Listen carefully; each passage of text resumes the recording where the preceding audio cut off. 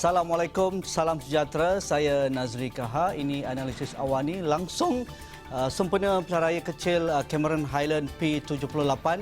Itu tadi keputusan penuh yang sudah diumumkan oleh pengurus pilihan raya P78 Cameron Highland dan sudah diketahui bahawa calon Barisan Nasional saudara Ramli Mohamed Noor menang dengan majoriti 3,238 undi dengan jumlah undi yang diperolehi oleh Barisan Nasional kali ini peningkatan yang begitu ketara 12,038 undi meninggalkan tiga calon yang lain iaitu yang terdekat saudara M. Manugaran dari Pakatan Harapan dengan 8,800 undi dan juga dua calon bebas Haji Salahuddin Abdul Talib dan juga Wong Si Yi masing-masing mendapat ratusan undi sahaja. Jadi sudah jelas peningkatan hampir 4-5 kali ganda sebenarnya daripada apa yang diperolehi oleh calon Barisan Nasional pada 9 Mei yang lepas iaitu pada pilihan raya umum ke-14. Apa signifikan kepada keputusan malam ini? Ramai yang sudah menjangkakan ini satu keputusan yang sudah pun diagak ataupun sudah boleh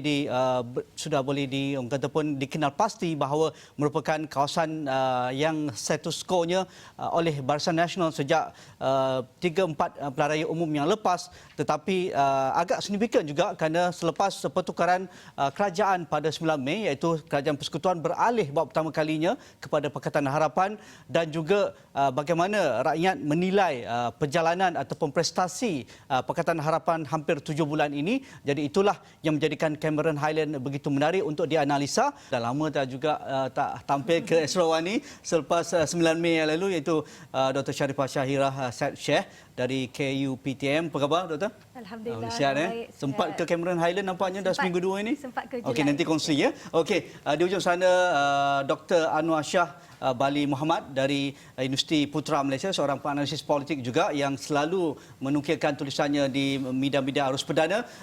Apa khabar, Dr. Anwar? Alhamdulillah. Ya, macam mana katapun pilihan raya kali ini di Cameron Highland? Adakah satu keputusan yang sudah dijangkakan atau bagaimana? Okey, terima kasih Tuan Haji. Pada pandangan saya atau perkhidmat saya, keputusan pilihan raya kecil Cameron Highland ini sesuatu yang agak dijangkakan.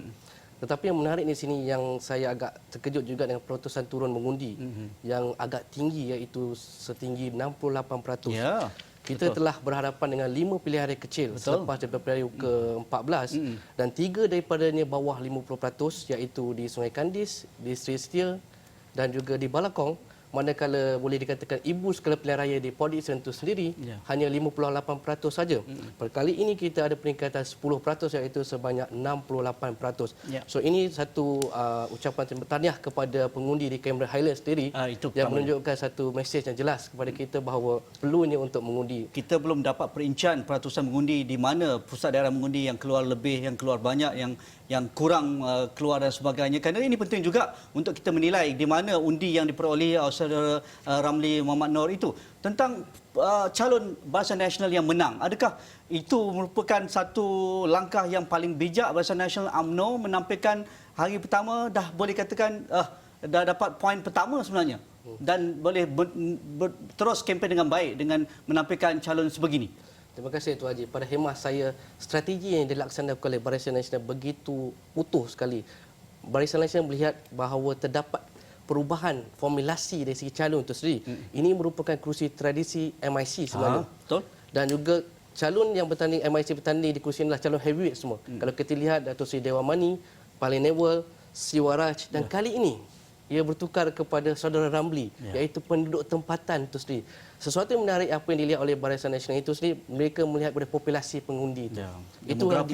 Demografi itu yang menyebabkan mereka mengambil keputusan untuk memilih saudara Ramli itu sendiri. Pertama, saudara Ramli daripada suku kaum Semai iaitu salah satu suku kaum orang asli. Yang kedua, saudara Ramli juga merupakan memegang jawatan yang tinggi iaitu bekas penolong penguasa polis. Dan yang ketiga, kelulusan akademik saudara Ramli juga bukan calon-calon daripada luar negara itu sendiri. Dan mengambil kepada demografi ini iaitu 22% pengundi Cameron Highland itu adalah orang asli dan 33% adalah orang Melayu. Kedua-dua peratusan ini kalau ditambah menjadi 54%. Cukup kuat untuk mereka untuk menangi kerusi ini. Manakala Pakatan Harapan menampilkan saudara M. Manugaran, mungkin itu satu kelemahan yang pertama ditampilkan oleh Pakatan Harapan, sedangkan mereka sudah tahu saudara Ramli ditampilkan oleh BN. Mungkin kenapa tidak melakukan perubahan untuk menampilkan wajah yang lebih segar, tokoh yang lebih menarik, calon-calon terutamanya apabila demografik Melayu dan orang asal yang begitu tinggi itu, Dr. Sharifah? Terima kasih Tuan Haji. Kalau kita tengok dari segi sudut demografi ini adalah satu sudut yang paling penting untuk diambil kira, dan kalau setelah apa yang telah terjadi kepada Barisan Nasional dengan pengecutan jumlah parti politik di dalam Barisan Nasional, mereka telah melakukan satu strategi yang mungkin mereka tidak dapat lakukan sebelum ini, iaitu perbincangan di dalam parti yang lebih kepada okey, kita tengok macam mana nak menang. Maknanya politik dalam parti itu, negosiasi dalam parti itu dijadikan second benda yang perkara yang kedua. Yang pertama adalah bagaimana menang parti. Dan dari segi ini saya rasa satu pengajaran untuk Pakatan Harapan untuk melihat apabila memilih seseorang calon, perlulah memilih mengikut keperluan demografi. Betul. Yang nampak secara jelas yang lebih ramai iaitu kaum orang asli dan juga kaum Melayu. Dan kalau kita tengok dari segi ini adalah satu kemenanganlah. Saya ingin mengucapkan tahniah kepada penduduk Cameron kerana inilah pertama kalinya orang asli, orang asal, mereka mengatakan diri mereka sebagai orang asal, menjadi member of parliament. Dan ini menunjukkan bahawa politik dalam parti itu kadang-kadang perlulah dikurangkan dan perlulah melihat perkara-perkara yang perlu didahulukan.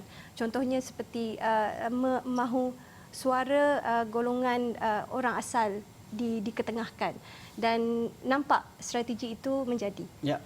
Dr. Anwar, bagaimana pula dengan keputusan yang dibuat oleh Barisan Nasional, iaitu yang dipimpin oleh Datuk Seri Muhammad Hassan, tidak menampilkan Presiden UMNO, Datuk Seri Zahid Hamidi, dan juga mereka-mereka yang begitu lantang menentang Pakatan Harapan dan juga mempertahankan langkah-langkah yang sebelum ini menjadi satu beban kepada BN dan juga UMNO. Tetapi penampilan Datuk Seri Najib di Cameron Highland seolah-olah memberi satu nilai tambah yang berbeza kepada Barisan Nasional, nampaknya agak kontradik di situ. Pada pandangan saya, Tuan Haji, kekuatan Barisan Nasional itu terletak kepada kerjasama politik yang mereka laksanakan dengan PAS itu.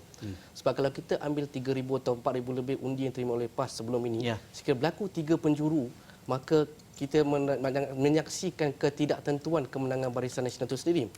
Dengan teknik ataupun konsep yang dibawa oleh Barisan Nasional itu, pertama meletakkan calon tempatan dan menaruh harapan kepada kerjasama politik dengan PAS itu sendiri, yang menyebabkan berlakunya pertambahan ratusan pengundian. Kalau saya lihat pada analisis awal, Tuan Haji, yang saya dapat tulis di sini, iaitu sebab peratusan turun mengundi kali ini adalah 68%, manakala peratusan turun mengundi pada PRU ke-14 di Canberra adalah 78%, iaitu perbezaan sebanyak 10%. So kita mengambil kira perbandingan peratusan itu sendiri. Kalau kita lihat UMNO ataupun BN sebelum ni MIC, BN itu memperoleh sekitar 41% selepas tolak daripada undi rosak yang agak tinggi pada PRU ke-14. Kali ini mereka mencapai 56%, iaitu peningkatan sebanyak 15%. Namun itu bukanlah perbandingan yang tepat sebab pada kali ini berlaku kerjasama politik. Maka bila kita campur undi PAS dengan undi UMNO pada PRU ke-14, maka kita dapati terdapat 55%. Pada kali ini peningkatan sebanyak 1%, 56% menyebabkan berlakunya peningkatan undi daripada UMNO itu ataupun BN itu sendiri. Dan dalam masa yang sama sebenarnya Pakatan Rakyat pun meningkat. Daripada 39% yang mereka perolehi pada PRU ke-14 meningkat ke hampir 41%, peningkatan 2%. Bagaimana ia berlaku? Disebabkan PRU ke-14 temporer PSM bertanding. Maka PSM ada 5 penjuru. 5 penjuru dan PSM memperolehi 600 lebih undi. Agak tinggi juga. Dan dekat situ berlakunya pengurangan undi daripada dua-dua BN dan juga Pakatan Harapan. So pada ketika keputusan menunjukkan dua-dua meningkat sebenarnya, cuma yang lebih signifikan adalah Barisan Nasional sebab lebih banyak. Dan tidak ada terlalu kaitan dengan dengan kepimpinan dan sebagainya, lebih kepada kerjasama politik. Okey, saya masih tak puas hati juga tentang jawapan tu. Mungkin Dr. Sharifah ada pandangan tersendiri tentang itu. Mungkin melihat signifikan tempatan iaitu Cameron Highland, dia begitu ketara, Tanah Rata dan juga Jelai. Dua Dewan Undangan Negeri yang benar-benar berbeza. Satu yang majoritinya di kalangan bukan Melayu, iaitu Cina dan juga India. Dan juga di Jelai ada Felda. Di situ kampung tradisional Melayu. Ada Sungai Koyan, ada pos-pos penempatan orang asli yang dekat dengan kampung, yang begitu pedalaman jauhnya daripada kampung. Jadi ini memberikan satu demografik yang menarik apabila kita melihat Cameron Highland dan juga perbandingan dengan konteks politik nasional. Mungkin Dr. Sharifah nak komen tentang itu. Kita rehat dahulu, kembali selepas ini.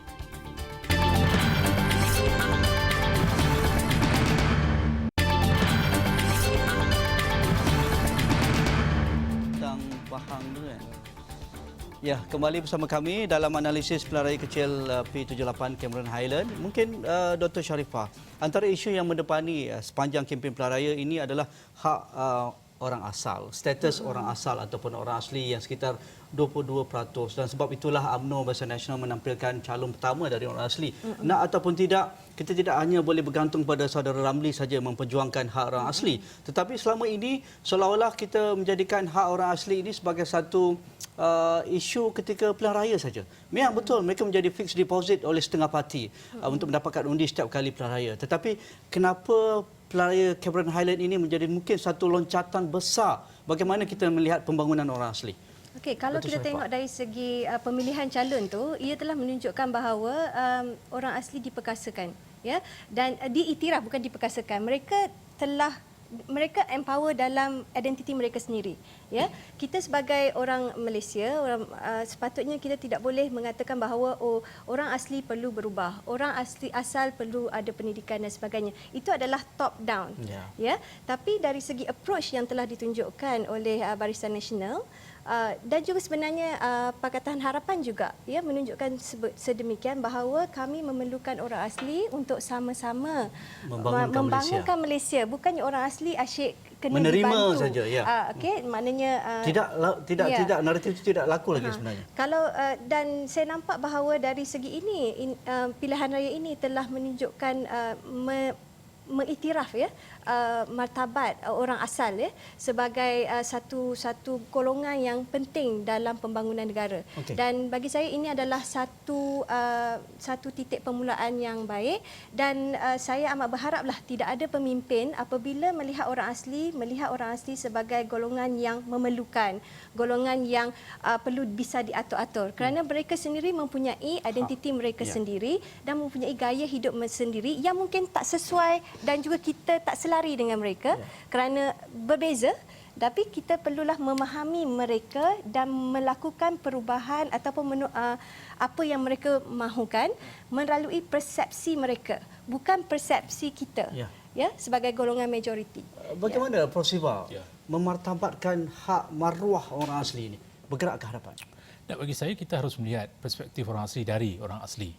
Bila sudah diiktiraf seorang wakil rakyat daripada orang asli, sudah pasti mahu dilihat adakah mahu dibawa pembangunan ataupun mahu diasimilasikan dengan perubahan-perubahan yang berlaku. Ada 22%. Dan kalau kita lihat, isunya di sana adalah isu pusaka, tanah pusaka dia, tanah adat, yang dirasakan perlu dikekalkan. Bagaimana ditebang alam sekitar yang sudah menjadi alam kehidupan mereka berubah. Dan kalau kita lihat, ikatan mereka dengan alam di kawasan Riau itu perlu dikekalkan. Dan bagaimana walaupun wujud pembangunan pemodenan, adakah itu yang mereka hendak? Kalau kita lihat, ada juga sebahagian tidak mahu ke sekolah. Adakah salah pendidik, salah pembangunan, ataupun mereka sendiri merasakan ada perubahan lain yang dimahukan dalam diri mereka. Dan saya percaya bagi orang asli di sini, 9 PDM adalah kawasan mereka. Dan jika sesuatu tidak dilakukan, maka kesannya adalah pilihan raya ke-15. Banyak janji sudah dilontar. Tanah adat akan diberikan, ya, katanya. Tenaga dalam soal pekerjaan itu akan diutamakan, pendidikan, soal kemiskinan, soal kesihatan, soal infrastruktur itu, saya rasakan perubahan-perubahan itu mahu dilihat tetapi tidak sama sekali mengganggu gugat ekosistem yang telah mereka bina. Yang penting saya rasakan tanah pusaka ataupun tanah adat itu harus dirujuk dan dikembalikan dan bukannya dipindahkan ke kawasan lain dengan berikan tanah yang lain. Resettlement, saya tak rasakan boleh. itu adalah di peringkat negeri. Saya rasakan itu antara janji kerajaan negeri yang harus ditunaikan. pertahankan walaupun ada Majlis Tanah Negara di peringkat persekutuan. Saya rasakan otoriti adalah masih lagi di peringkat bawah. Jadi bagi proses pembangunan, apakah pembangunan yang dimahukan harus dilihat, diiktiraf dari sudut mereka dan bukannya orang luar yang menentukan masa depan orang asli. Bagaimana kita melihat perspektif pembangunan orang asli, Dr. Anwar? Adakah pendekatan kita dengan hanya menyerahkan bulat-bulat kepada Jabatan Kemajuan Pembangunan Orang Asli JAKWA itu sudah cukup sejak kita merdeka, ataupun kita perlu satu reformasi lain? Bagaimana kita melihat pembangunan orang asli? Pembangunan orang asli pada pandangan saya, Tuan Haji, perlu kepada satu perubahan yang drastik. Terutamanya saya melihat dalam konteks pendidikan tu Sri. So bagi pandangan saya, melalui pendidikan maka orang asli akan bangun. Jadi Kementerian Pendidikan perlu melihat spesifik bagaimana mendekati kelompok ini. Kita perlu melahirkan lebih. Tak boleh melihat kelompok ini dalam konteks pendidikan nasional, tidak boleh. Tidak boleh. Pada pandangan saya, kerajaan Pakatan Harapan perlu melahirkan lebih ramai saudara Ramli ni. Betul.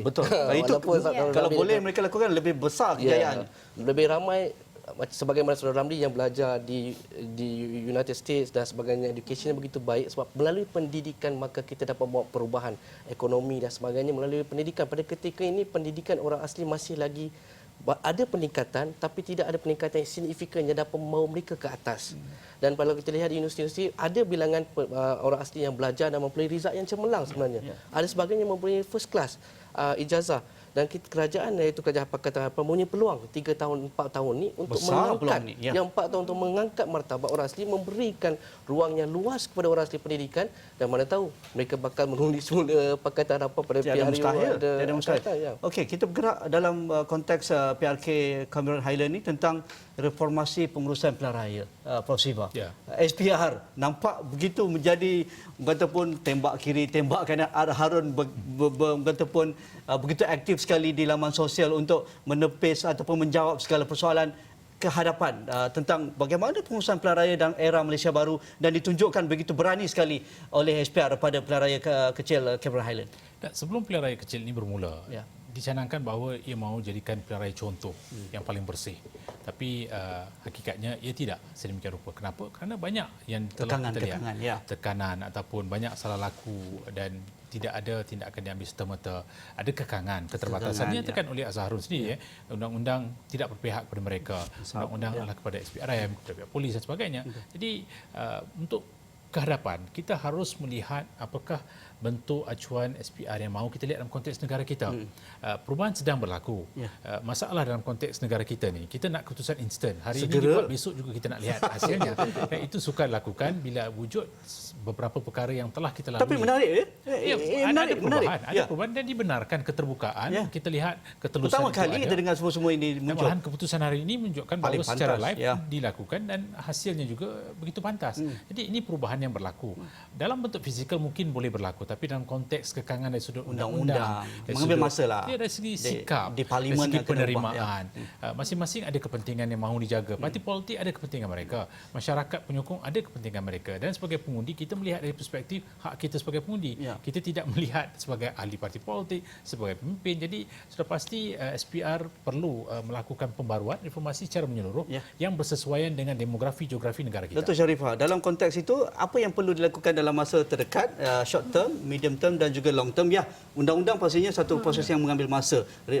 Jawatankuasa reformasi pilihan raya sudah dibentuk dan mereka akan bergerak ke hadapan mengatasi segala persoalan yang kita bincangkan. Tetapi mungkin dalam masa terdekat ini ada PRK lagi. Itu mungkin jadi satu lab, satu makmal kepada SPR untuk mengenal kata kehadapan perkara-perkara yang boleh diperbaiki dan sebagainya. Salah satu indikator yang menunjukkan bahawa kerajaan itu merupakan kerajaan yang responsif dan juga good governance dan juga yang baik adalah memudahkan perkara-perkara yang hendak dilakukan oleh rakyat.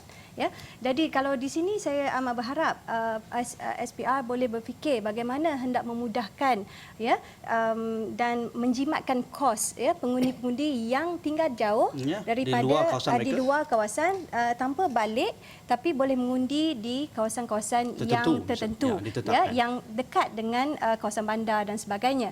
Dan saya rasa ianya boleh dijalankan kalau kita boleh tengok hari ini memang banyak perubahan yang telah dijalankan, dibuka lebih banyak banyak tempat mengundi dan sebagainya, dan juga transparent yang kita boleh lihat, maka saya rasa ianya adalah salah satu yang baik untuk diambil kira.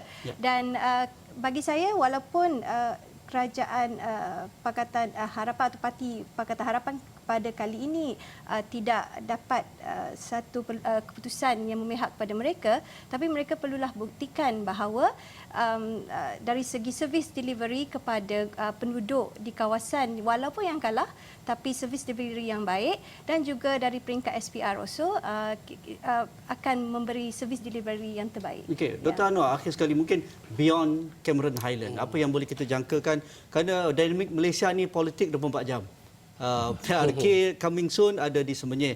Mungkin tak lama lepas tu mungkin rantau dan sebagainya. Jadi perjalanan PH begitu diperhatikan dengan begitu dekat oleh rakyat.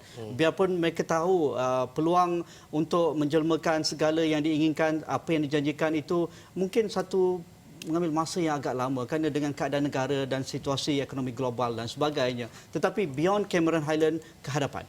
Okey, Tuan Haji, kalau saya dapat menjawab soalan Tuan Haji, saya suka untuk mengambil sejarah 10 tahun ke belakang. Bagaimana keputusan Cameron Highland ini tidaklah satu keputusan mutlak selamanya. Dan semua parti politik yang menang atau kalah mempunyai peluang. Saya bagi 3 contoh yang boleh saya nukilkan di sini secara ringkasnya.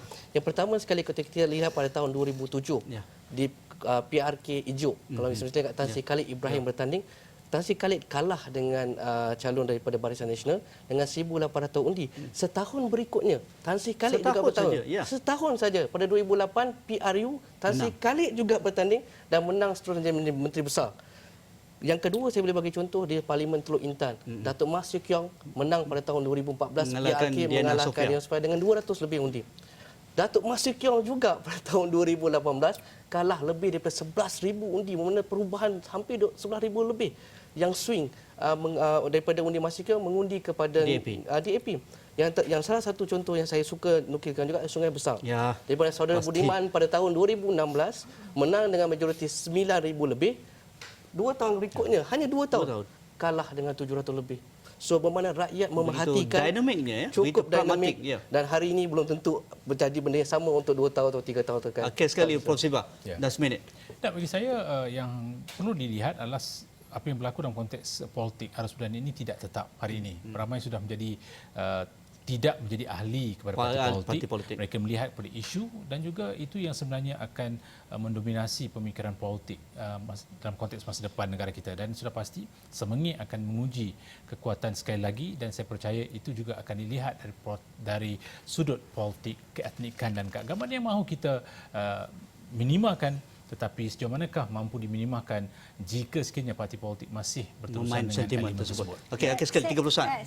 Saya kena menyebut tentang suara rakyat yang telah adalah beberapa rakan-rakan mengatakan bahawa rakyat melihat, ya, dan janganlah ada sebarang penyalahgunaan kuasa dan sebagainya, dan juga janji-janji manifesto yang telah mereka sebut, contohnya tentang harga barang naik, macam mana hendak pengangguran, ya, mereka tanya, dan juga masalah Felda, harga getah dan kelapa sawit perlu ditangani, dan kemudahan peluang pihak yang berkenaan. GST PTPTN ini juga telah sedikit sebanyak, sebenarnya banyak juga mempengaruhi keputusan.